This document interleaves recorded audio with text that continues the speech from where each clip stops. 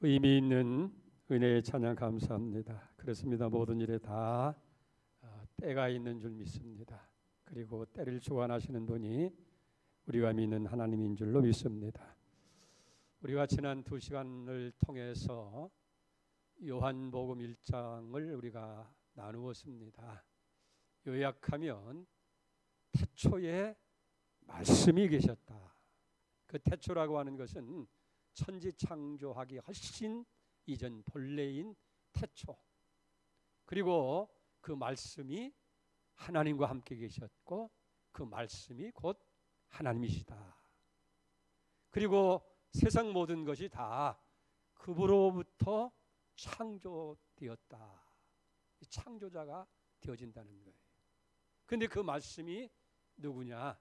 바로 예수 그리스도시다.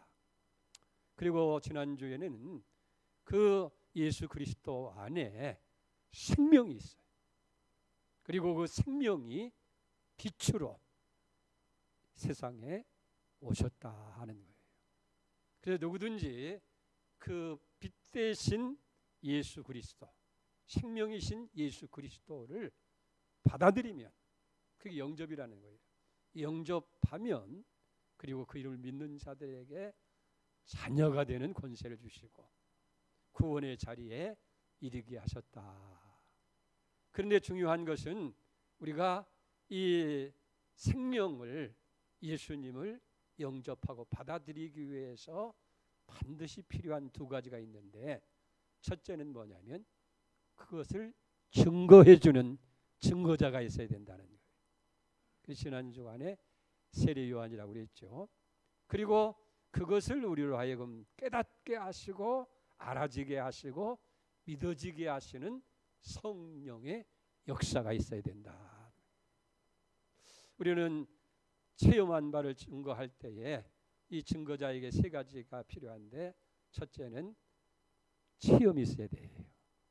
예수님을 직접 만나고 경험한 체험이 있어야 되고, 두 번째는 그것을 그대로 전할 수 있는 용기가 있어야 되고, 전도도 용기가 있어야 전도하는 거예요. 세 번째는 뭐예요? 사랑. 주님을 뜨겁게 사랑하는. 그래서 우리 목숨까지도 다 바쳐서 사랑할 수 있는 그런 열정이 우리에게 있을 때에 우리가 증거인의 삶을 살아갈 수 있게 되어줄 줄 믿습니다. 오늘 여기 본문의 말씀은 예수님을 증거하는 데 있어서 이 요한복음은 다른 복음과 좀 다른 관점에서 증거하고 있다 하는 거예요. 가령 예수님을 설명하실 때, 증명할 때에도 예수님은 병을 고치고 예언의 말씀을 하시고 갖가지 이적을 행하시는 것들을 통해서 이게 정말 이분이 하나님이고 메시아구나, 그렇게 다른 복음들은 증거해요. 그런데 요한복음은 먼저 그분이 하나님이시다, 창조주시다, 참된 빛이라고 전제를 해놓고, 그리고 그분이 이렇게 하셨고 그 사건의 의미가 이러이러하다라고 그렇게 설명을 하는 거예요. 그러니까 요한복음은 예수님을 어떤 기적이나 이적을 통해서 예수님이라고 증거하는 것이 아니라 먼저 예수님은 하나님이시다, 생명이시다, 구원이시다, 참된 빛이다, 먼저 우리에게 선포해 놓고, 그리고 그분의 사역과 생애와 모든 것을 이제 설명해 나가는 그런 것으로 요한복음이 되어 있어요. 이걸 이해하게 되면 훨씬 더 요한복음을 이해하기가 쉬워질 줄로 믿습니다. 오늘 본문의 말씀 속에는 특별히 예수님과 우리의 관계에 대해서, 이 세상과의 관계에 대해서 말씀을 해 주고 있는 것을 보게 됩니다. 여러분, 관계라고 하는 것은 대단히 중요해요. 내가 나됨을 아는 것도 이 관계를 통해서 알 때 확실하게 알아지는 것이지, 나 자신만 놓고 스스로 나를 안다고 하는 건 잘 모를 때가 많이 있어요. 가령 예를 든다고 한다면 성도들과 나와의 관계 속에서 나는 뭐예요? 목사다.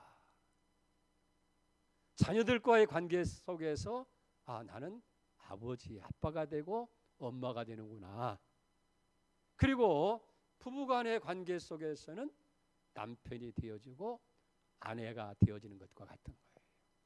이 관계 속에서 나를 알 때에 내가 누구냐 하는 것을 확실히 알 수가 있다는 거예요.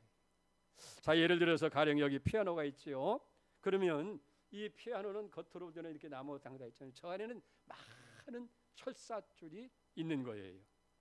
이 줄이 이 피아노와 관계없이 분리되어 있다고 한다면 그건 차디찬 하나의 철사줄에 끝나고 말겠습니다마는 이 철사줄이 서로 조화를 이루고 조율을 이루어서 피아노의 한 부분이 되어질 때에 이 피아노와의 관계 속에서 이 철사줄은 하나하나가 아주 중요한 역할을 하게 되어진다 하는 거예요.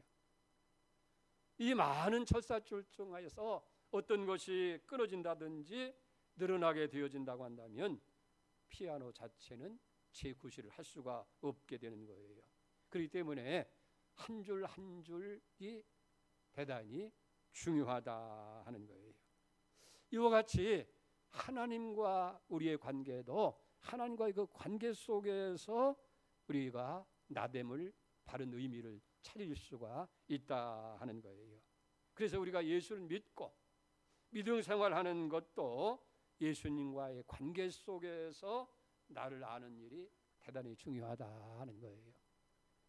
여러분, 나 스스로만 생각한다고, 나 하나만 놓고 생각한다면 나는 약한 자고 보잘것없는 자고 아무것도 아닌 것처럼, 그래서 스스로 자기 자신을 위축시키고 보잘것없는 것으로 그렇게 여기지만은, 그러나 우리가 하나님과의 관계 속에서 나를 생각하면 어떻게 해요?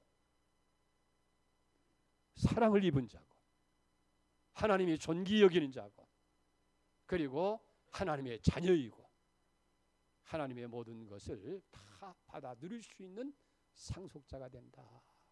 그러니까 땅에 있는 성도는 존귀한 자니 하나님도 나의 기쁨이 저에게 있다. 이렇게 하나님과의 관계 속에서 나를 생각할 때에 이제는 보잘것없는 자가 아니에요. 존귀한 자예요. 하나님께서 기뻐하시는 자예요. 하나님의 자녀의 특권을 누리는 축복이 있는 줄로 믿습니다. 그래서 오늘 본문 속에서 예수님과 우리의 관계가 어떻게 표현되었는지를 우리가 먼저 생각할 필요가 있어요. 10절을 보세요. 그가 세상에 계셨으며 세상은 그로 말미암아 지은 바 되었으되 세상에 그를 알지 못하였고. 여기 세 가지로 얘기하는데, 첫째는 예수님과 나의 관계는 창조주와 피조물의 관계다 하는 거예요. 상반절에 뭐라 했어요? 세상이 그로 말미암아 지은 바 되었으되. 그렇기 때문에 우리 인간은 예수님께서 친히 만드신 피조물이 되어진다 하는 거예요. 그렇기 때문에 우리 모두는 다 예수님 앞에서 나는 피조물됨을 우리가 인식하면서 살아가야 된다 하는 얘기예요. 근데 우리 인간이 예수님께서 창조자 되는 것을 부정한다든지 우리 스스로 만물의 영장이니까 초인간적인 것을 추구하고 그렇게 되기를 바란다고 한다면 이건 잘못된 일일 수밖에 없다는 거예요. 그렇기 때문에 우리는 항상 예수님과 관계 속에서 그분은 나의 창조주, 내 인생의 주인이 되시고 나는 그분이 지으신 창조물이다.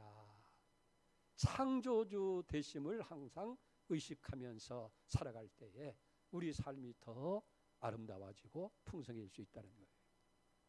그 다음에 두 번째는 그가 세상에 계셨음에, 그렇게 이야기하고 있는데 가까이 계신 하나님. 하나님은 멀리 우리가 생각할 때 잘못 생각하면 하늘 멀리 저 위에 계신 그런 하나님으로 생각하는데 오늘 성경은 뭐예요? 그가 세상에 계셨으며, 이렇게 우리 가까이에 계신 하나님이라 하는 거예요. 예수님께서도 마태복음 4장 17절에 보면 첫 메시지가 뭐예요? 예수께서 비로소 천파이르시되 회개하라 천국이 가까웠느니라. 회개하라 천국이 가까웠느니라. 여기서 가까이 왔다고 하는 이 말은 어떤 시간적인 의미도 있겠지만은 그보다는 더 공간적인 의미에서 더 가까이 계시다라고 그렇게 여길 수가 있게 되는 거예요.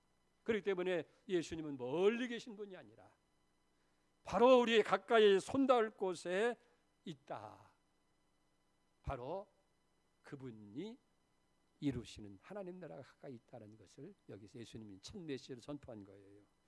예수님께서 자신을 하나님 나라임을 설명하잖아요. 그렇기 때문에 우리가 예수님을 영접하면 바로 그곳이 하나님 나라임을 성경은 우리에게 말씀해 주고 있어요.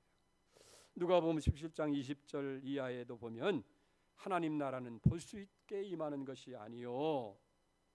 또 뭐라 그랬어요? 또 여기 있다 저기 있다고 못하리니 하나님 나라는 너희 안에 있느니라 라고 그렇게 말씀하고 있어요. 너희 안에 있다는 거예요. 이미 누구든지 예수 그리스도를 나의 구주로 영접한 사람은 예수님이 우리 안에 와 계신 거예요. 그렇기 때문에 하나님 나라가 볼 수 있게 그렇게 임하는 것이 아니고 어디에 무슨 뭐 공간적으로 이렇게 보이는 것이 아니고 또 여기 있다 저기 있다가 아니라 우리의 마음 속에 있다. 여러분 예수를 모신 여러분들의 마음은 이미 심령 천국이 이룬 줄 믿습니다. 가정에 예수님을 모시는 가정은 가정 천국이 이루어지게 되고 여기 예수님이 계시기 때문에 교회가 교회 천국이 되어진다 하는 거예요.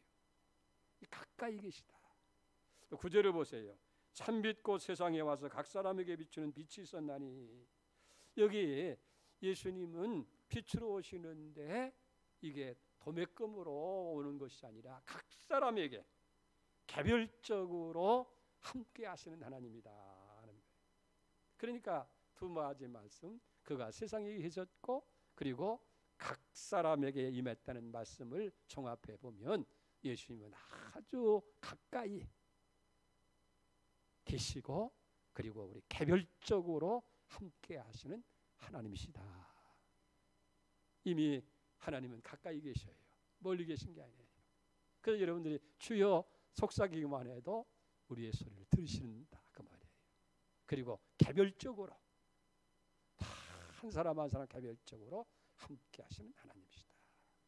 그 다음에 세 번째는 이렇게 창조주가 되시고 우리 가까이 계신 그 하나님을 사람들이 모르고 있다는 거예요.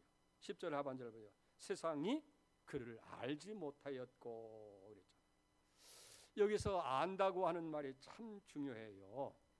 가령 내가 아무리 귀중한 물건을 가지고 있다 할지라도 내가 그 물건의 가치를 모르고 있다고 한다면 사실 그 귀중한 것이지만은 내게 아무 것이 아닌 것처럼 되어질 수밖에 없다는 거예요.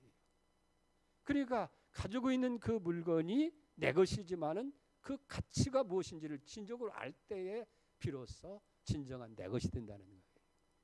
그런 일화가 있잖아요. 유럽 사람들이 처음 아프리카 어느 지역에 갔더니 아이들이 뭐 장난을 치고 있는 돌멩이가 있는데 자세히 보니까 번쩍번쩍 빛나는 다이아몬드라는 거예요. 그래서 그들이 가져와 있던 설탕을 주면서 바꾸니까 그냥 몇 개씩 좋은 거 다 나눠주더라고. 그 아이들은 그것이 다이아몬드라는 가치를 모르니까 사탕 몇 개하고 바꿔 먹는 것과 다른 건 없잖아요. 마찬가지예요. 예수님은 하나님이시지만은 우리가 예수님을 바로 알지 못하게 되어지면 우리와 별로 관계없는 그저 책 속에 그렇게 기록되어진 것으로밖에 여길 수 없다 하는 거예요. 아무리 좋은 기계를 가지고 있다 할지라도 그 기계를 사용할 줄 모른다고 하면 그건 내게 있어서 가치가 없는 그런 무용지물이 되어버리고 마는 것과 같은 거예요. 이렇게 예수 그리스도는 우리와 항상 함께 계시고 계시지만은 우리가 그 예수님을 바로 알지 못하고 의식하지 못한다고 한다면 정말 예수님과 우리는 아무런 관계가 없고 그 관계가 없는 그 속에 무슨 생명의 역사가 나타나요? 관계가 없는 거기에 무슨 하나님의 기적이 일어날 수 있게 되느냐는 얘기예요. 그래서 여기 안다고 하는 건 굉장히 중요해요. 히브리 말로 이 안다는 말을 야다라고 하는데 어떤 지식적으로 아는 것이 아니고 체험적으로 아는 것을 야다라는 거예요. 그렇기 때문에 우리가 말씀도 바로 알고 잘 알아야 그 말씀을 통해서 능력이 나타나고 그 말씀을 통해서 생활 속에 풍성한 열매를 맺게 되어지는 줄 믿습니다. 그래서 요한복음의 특징 중 하나가 안다고 하는 것, 이걸 믿음의 근거로 사용하고 있는 특색을 우리가 보게 되는 거예요. 자, 그러면 우리가 믿음에 대해서 한번 살펴보십시다. 과연 믿음이라는 것이 무엇이냐? 오늘 본문에서는 두 가지로 정의해요. 첫째는 영접하는 것, 다시 말해서 받아들이는 것이 믿음이라는 거예요. 이해가 돼요? 말씀을 그대로 받아들이는 거예요. 예수님이 하나님이라고 하는 사실을 그대로 받아들이는 거예요.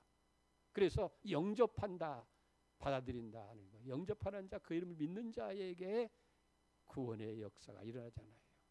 두 번째는 안다고 하는 것이 바로 믿음이다라고 정의를 내리고 있는 거예요. 요한복음 17장 3절에 보면 영생은 곧 유일하신 참 하나님과 그가 보내신 자 예수 그리스도를 아는 것이다. 아는 것, 뭘 알아요? 참 하나님, 하나님을 알고 그 하나님이 보내신 자 예수 그리스도를 우리가 아는 것. 이 안다고 할 때는 지식적으로 아는 것이 아니라 우리가 체험적으로 아는, 그게 영생이 되어지는 거예요. 그래서 이 안다고 하는 것이 요한복음의 주제 중에 하나가 되어지는 것을 알 수가 있어요. 우리가 여기에 분명히 하고 넘어갈 것이 있어요. 믿음이라고 하는 것은 어떤 주관적인 확신을 믿음이라고 생각해서는 안 되는 거예요. 잘못하면 우리가 믿음과 이 확신을 혼돈하기 쉬운데, 확신은 뭐예요? 내 마음에 믿어지는 대로 생각하는 것이 확신이에요. 사실과 관계없이 내 마음에 그대로 믿어지는 것, 그것은 스스로가 확신이라고 얘기하는 거예요. 근데 믿음이라고 하는 것은 객관적인 약속이 있고 그거에 대한 긍정이에요. 가령 내가 오늘 설교를 기도를 하신 우리 서승철 집사님한테 오늘 기도를 참 잘했으니까 끝나고 나서 내가 5만 원 드리겠습니다. 그러면 서 집사님이 내 약속의 말을 믿고 기다리는, 그게 믿음이에요. 아, 목사님은 거짓말 안 할 거니까 5만 원 줄 거야. 그래 믿는 것이 믿음이라 그 말이에요. 다시 말씀드린다고 한다면 우리가 확신이라고 하는 것은 이런 객관적인 사실과 관계없이 내 마음으로 믿어지고 확신하는 것, 그것이 확신이고, 믿음이라고 하는 것은 반드시 객관적인 사실, 약속이 전제하고 그 약속을 내가 그대로 인정하고 받아들이는 것이 믿음이라는 거예요. 가령 예를 든다고 한다면 하나님께서 아브라함에게 창세기 18장에 보면 내년 이맘때에 네 아내 사라에게 아들이 있으리라. 그럴 때 장막대에서 그 얘기를 들은 사라는 어떻게 했어요? 소송 웃었어요. 서분이 모르기도 한참 모르지. 아니, 내 남편이 이제 99세고 내 나이가 89세 늙은데 무슨 희망이 있겠느냐. 그때 사자가 그걸 알고 하나님께 능치 못할 것이 있겠느냐. 아브라함이 그걸 그대로 아멘 믿었어요. 그게 믿음이에요. 먼저 하나님께서 내년 이맘때에 내 아내 사라에게 아들이 있으리라. 그 약속이 먼저 있고 아브라함이 그 약속을, 하나님은 능치 못할 것이 없는 분이니까 그대로 된다고 받아들이는 것. 이게 믿음이라는 거예요. 근데 하나님 아무런 약속이 없는데 나 스스로 그저 하나님이 주실 거야 믿어, 그렇게 그건 진정한 믿음이 아니라는 거예요. 그렇기 때문에 먼저 약속의 말씀이 있은 다음에 우리가 그 말씀을 그대로 아멘. 여기 성경에는 3만 5천 가지가 넘는 약속이 있어요. 치료해 준다, 고쳐준다, 잘되게 해준다, 해결해 주겠다, 응답해 주겠다, 너를 존귀하게 만들어 주겠다, 내가 너와 함께 하겠다. 수많은 약속들이 있을 때 그 약속을 근거로 해서 우리가 아멘, 아멘 받아들이는 것이 그것이 진정한 믿음이라는 거예요. 그저 아무런 약속도 없이 그러니까 언제든지 약속의 말씀을 우리가 전제해 기도할 때도 약속의 말씀을 붙들고 기도하는 거예요. 구하면 주신다고 하셨으니까 구하는 겁니다.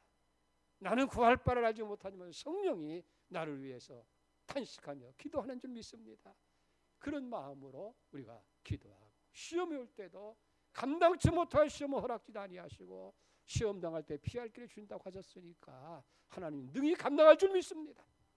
피할 길 주실 줄 믿습니다. 그게 믿음이라는 거예요. 사랑하는 여러분, 그렇기 때문에 로마서 10장 17절에도 믿음은 들음에서 나고 들음은 하나님의 말씀으로 말미암는다. 이 말씀이 전제가 된다는 거예요. 그렇기 때문에 믿음이라고 하는 건 뭐예요? 객관적인 진리가 있고 그 진리를 우리가 그대로 수용하는 거 받아들이는 거예요. 이게 진정한 믿음이고 그것이 점점 더 넓어지고 풍성해질 때 믿음 충만이 되어줄 줄로 믿습니다.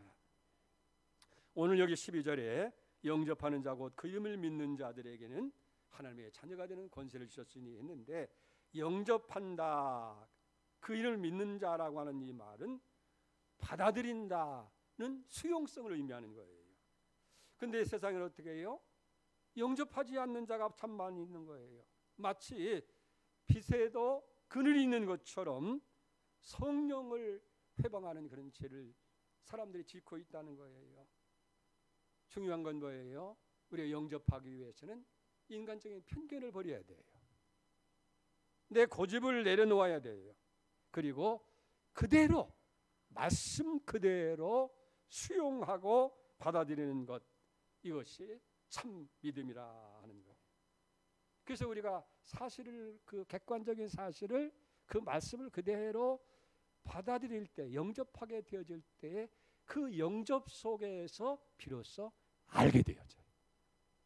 믿었던 그것을 실질적으로 우리가 체험하고 경험하는 역사가 일어나게 되어진다 하는 거예요. 그러니까 그냥 예수님이 참빛을 알고 우리가 받아들이고 났더니 진정 예수님이 내게 생명의 주가 되는 것이구나. 내 어둠을 다 내려놓게 만드는 참빛이 되시구나 하는 것을 알게 되어진다 하는 거예요. 그러니까 우리가 믿음의 눈으로 보게 되어지면 예수님의 모든 걸 다 알 수 있게 되어지는 거예요. 자, 그리고 이렇게 믿는 자들에게 주어지는 특권이 있어요. 그것이 오늘 12절 말씀인데 다시 한번 보십시다. 영접하는 자 곧 그 이름을 믿는 자들에게는 하나님의 자녀가 되는 권세를 주셨으니 믿는 자 영접하는 자에게 어떤 권세예요? 자녀가 되는 권세. 여기 우리가 영접하고 받아들일 때에 하나님의 자녀가 되는 거예요. 근데 이 하나님의 자녀는 양자된 것을 의미해요. 양자. 법적인 자녀예요. 어떤 혈연의 관계로 맺어지는 자녀가 아니고 법적인 자녀가 되는 거예요. 우리 스스로 볼 때는 어떻게 해요? 한 사람 한 사람 볼 때 하나님의 자녀가 될 만한 자격이 있는 사람이 있어요? 하나도 없어요. 나 같은 죄인이 나같이 부족한 사람이 어떻게 하나님의 자녀가 될 수 있을까?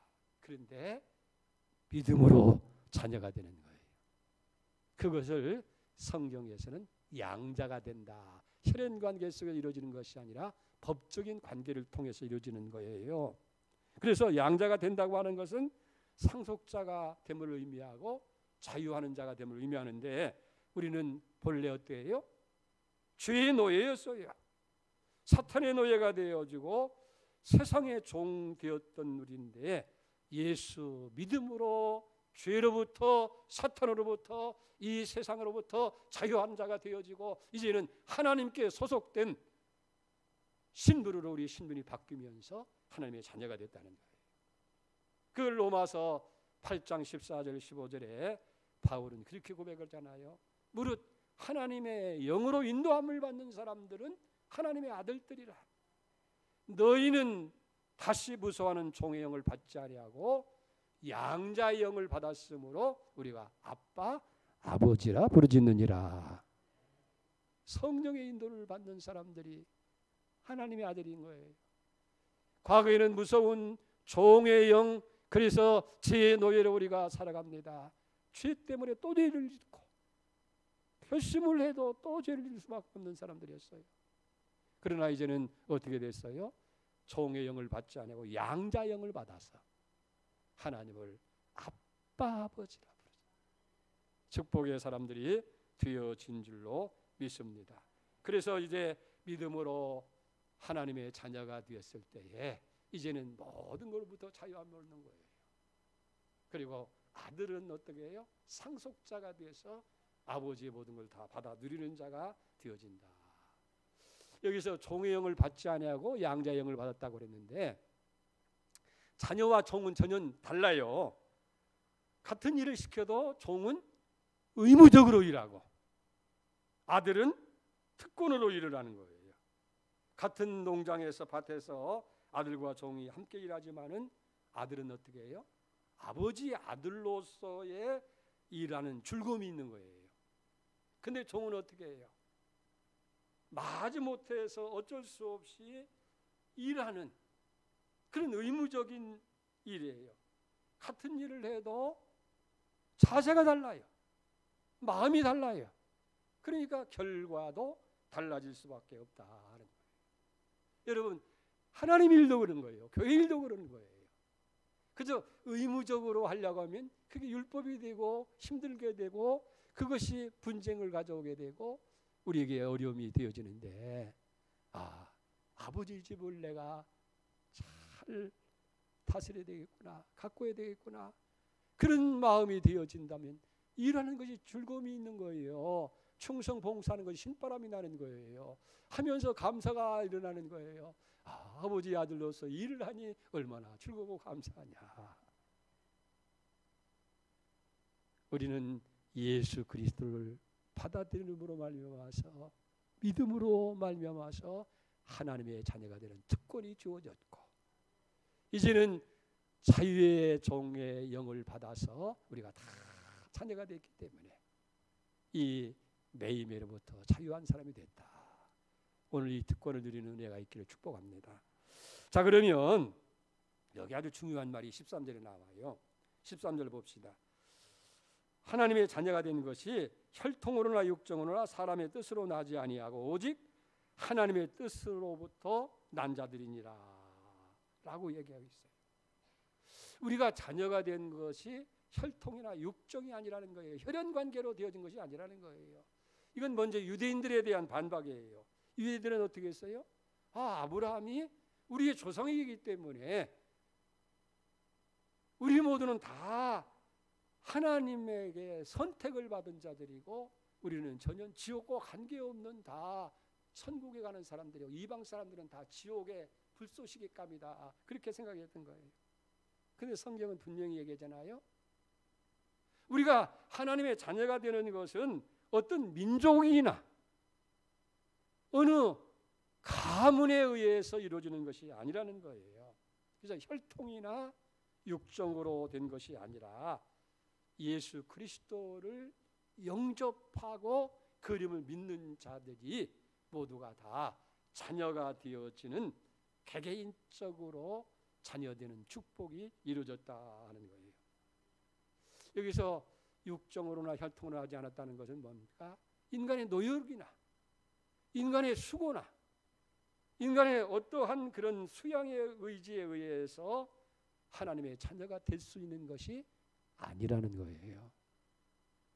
여러분, 우리는 이걸 알아야 돼요. 실제로 우리 자녀들 있잖아요.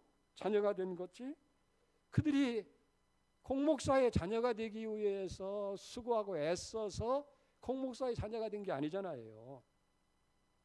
그들이 우리 아버지가 공용준이다 의식하기 이전에 이미 그 아이들은 공목사의 자녀로 태어난 거예요.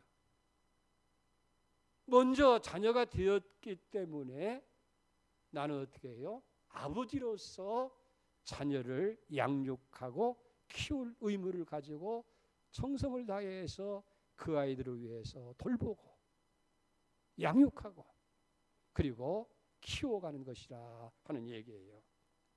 세상에 어느 부모가 좋은 자식 얻기 위해서 무슨 사람들을 다 불러 모아서 공목사 자녀가 되기를 원하는 사람은 다 오시오. 오디션을 통해 가지고 여러 가지 재능을 검토하고 IQ를 검토하고 그렇게 해가지고 그래 너는 합격이다 그렇게 해서 내 자녀 만들었어요? 아니면 무슨 자격 시험을 봐가지고 목사의 자녀니까 믿음도 있어야 되고 심성도 바라야 되고 착한 사람이 돼야 되고 그런 것을 다 시험해서 합격한 사람을 자녀로 삼았겠어요? 먼저 자녀로 태어나고 그 다음에 자녀답게 키워나가는 거예요. 여러분, 내가 하나님의 자녀라고 할 때에 나 같은 것이 무슨 하나님의 자녀가 돼? 아직도 주초를 해결하지 못하고 아직도 시기 분쟁이 있고 아직도 내 마음속에 갖가지 세상적인 것으로 가득 찼는데 이게 무슨 하나님의 자녀야? 나는 자격이 없어. 그게 아니라는 거예요. 우리가 예수 그리스도를 영접하는 그 순간 이미 우리는 하나님의 자녀가 된 것이고 이게 그리스도의 자녀된 거예요. 그 다음에 하나님께서 우리 한 사람 한 사람을 이제는 하나님의 자녀로 만들어가는 거예요. 할렐루야. 그래서 때로는 고난도 주시고 때로는 은혜도 주시고 체험태도 하시고 그리고 풍성한 은혜를 누리게 하시고 말씀으로 양육받는 가운데에 점점 그래서 택하시고 부르시고 의롭게 하시고 의롭다 하신 그들을 영화롭게 해서 자녀다운 사람으로 만들어가게 되어지는 중이 있습니다. 그게 중요한 것은 내가 예수의 자녀가 되기 위해서 무슨 수양이나 노력이나 애씀에서 이루어지는 것이 아니고 우리 자녀들이 부모의 자녀로 그냥 자격 없이 타 있는 것처럼 우리가 믿으면 하나님의 자녀가 되어지고 이 자격이 다 주는 특권이 우리에게 주어진다 하는 거예요. 그래서 데살로니가전서 1장 보면 너의 믿음의 역사와 사랑의 수고와 우리 주 예수 그리스도에 대한 소망의 인내를 우리 하나님 아버지 앞에 끊임없이 기억하미니 하나님의 사랑하심을 받은 형제들아 너의 택하심을 아노라. 우리는 다 하나님의 사랑을 받아서 택하심을 받아서 하나님의 자녀로 부르심을 받았다 하는 거예요. 그러니까 믿음이라고 하는 건 참 신비한 거예요. 거기에 놀라운 능력이 나타나게 되는 거예요. 그래서 하나님과 나와의 관계가 이제는 온통 사랑의 관계로 바꾸어지는 거예요. 그러므로 이것이 우리 그리스도인들이 누리는 자녀됨의 특권이라는 거예요.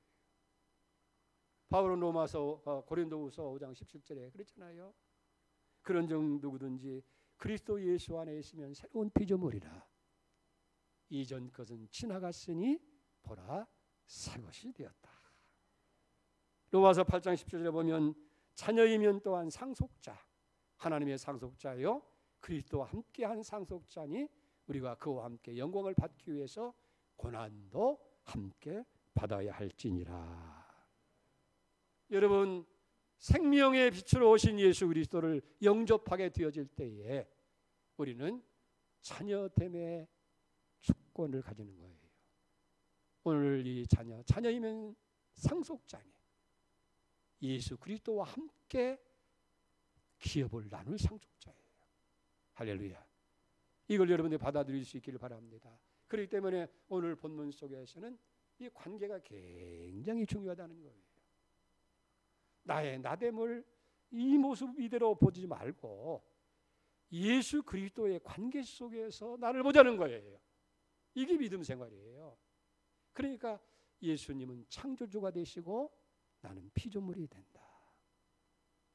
그 위대하신 창조주 하나님이신 예수님은 멀리 계신 분이 아니라 가까이 우리 개별적으로 나와 함께 계신 분이시다. 지금도 여러분 함께 계신 거예요. 그리고 그분을 바로 알자는 거예요. 힘써서 우리가 알아야 돼요. 안다고 하는 건 체험적인. 여러분들이 신앙생활도 그냥 겉핥기식적으로 하지 말고 자꾸 기도의 체험이 있어야 되고 생활의 체험이 있어야 되고 믿음 생활을 통해서 체험이 있게 되어질 때 진정한 알미 되는 거예요. 그리고 중요한 건 뭐예요? 그분을 우리가 받아들이는 것. 영접하는 그게 믿음이라는 거예요. 받아들이면 자녀가 되는 특권이 주어지는 거예요. 아직도 예수를 문 밖에 세우던 분이 계십니까? 이 시간 받아들이는 은혜가 있기를 바랍니다. 그럴 때에 여러분들은 하나님의 자녀로 태어나는 거예요. 그 다음에 이제 하나님께서 우리가 어린아이를 젖먹이고 이게 다 훈련해서 자녀다운 사람으로 키우는 것처럼 하나님의 사람을 만들어가는 거예요. 괜히 의심하지 마세요. 하나님을 영접했는데도 왜 나는 항상 요모야 욕거리고 믿음의 전진이 없느냐. 아니에요.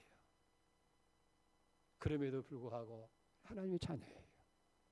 이제는 하나님께서 하나하나 여러분들 자녀로서 만들어가는 역사 이룰 거예요. 그래서 성령의 인도를 받아야 돼요.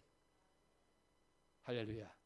오늘 이 은혜가 여러분도 있고 이 축복을 누리는 여러분 되기를 주의 이름으로 축복합니다. 하나님 아버지, 나의 나됨이 자신을 놓고 볼 때는 한없이 부족한 사람이고 그래서 우리는 낙심하고 위축을 받지만은 예수님과의 관계 속에 있을 때에 우리는 하나님이 만드신 자고 그 하나님은 멀리 계시지 아니하시고 가까이 우리의 심령 속에 있고 우리가 주님을 바로 할 때에 영접하고 받아들일 때에 자녀의 특권을 주셔서 자녀이면 상속자이고 하나님께 하는 상속자 예수님과 함께 상속자로 그 영광과 축복을 누리나 된 줄로 믿습니다. 주여 이 확신이 우리에게 있게 하시고 이 믿음을 가지고 자녀의 특권을 누리며 살아가는 복된 성도들 되게 해 주시옵소서. 예수님의 이름으로 기도 올렸습니다. 아멘.